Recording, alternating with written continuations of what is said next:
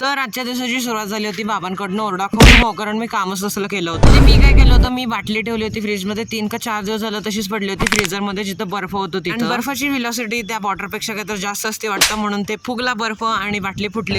जर मी 3 का 4 बाटल्या 5-5 दिवस फ्रीजमध्ये तशाच ठेवलेला, पण त्याला काही झालं नाही. आणि ही चांगल्या क्वालिटीची बाटली जी मला गिफ्ट मिळाली ती फुटली. जसं की मी काल सांगितलेलं की आम्ही कुठं तर आलो होतो, आम्ही आलो होतो याच्या फ्रेंडकडे, कारण त्यांनी आम्हाला इन्व्हाइट केलं होतं नाश्त्यासाठी. त्यांनी इथं केले होते मेदू वडे, जे की अल्टिमेटली डिलिशियसच होते. आम्ही त्यांच्याकडनं एकदा भात पण करून घेतलं होतं, जेवायची बिशी होती. वाटच बघत असतो कुठला व्हिडिओ किंवा शॉर्टची प्रमोशन करण्याची, तर हा जर ब्लॉग तुम्ही बघितला नसेल तर link is in description, about check it out. इथं मी आलो होतो त्यांच्या गच्चीवरती, जी की 7 फ्लोअर वर आहे, कारण लिफ्टचं सध्या काम चालू आहे, त्यामुळे आम्हाला चालतच यावं लागलं पायऱ्यांनी. सध्या आम्ही जिथं राहतो फ्लॅटमध्ये, बिल्डिंग जी की 3 मजली उंच आहे, तिथनं खाली बघायला गच्चीवरनं काय वाटत नाही. त्यांच्या गच्चीवरनं खाली बघताना असला पोटात गोळा येतो, पाय थरथर कापायला. माझे मी पडेल यासाठी नाही, माझा मोबाईल पडेल यासाठी. पण मी बरोबरच व्हिडिओ पण करायला, आणि जसं मला खाली धरावं लागतंय त्यामुळे मला जरशी भीती वाटते, कारण मी पडला तर चालेल पण मोबाईल नाही पडला पाहिजे. जर तुम्हाला सुरुवातीला वाटलं असेल की मला उंचीची भीती वाटते, तर तो तुमचा गैरसमज झाला. मी पॅराग्लायडिंग सुद्धा केली, आणि यात्रेमध्ये जे पाणी पण येतात ते पण मी सगळे झुललेत, त्यामुळे nothing any worry about to be scared of उंची. जसा आईचा फोन मिळेल ना तसंही घेते 1%, 2%, 3% चार्जिंग बघायची नाही. आपल्याला नुसतं स्नॅपचॅटच्या फिल्टरशी संबंध आहे. ही कसले कसले घाण इफेक्ट काढून दाखवायला लागले फोटो सगळ्यांना, सगळ्यांचे काढून.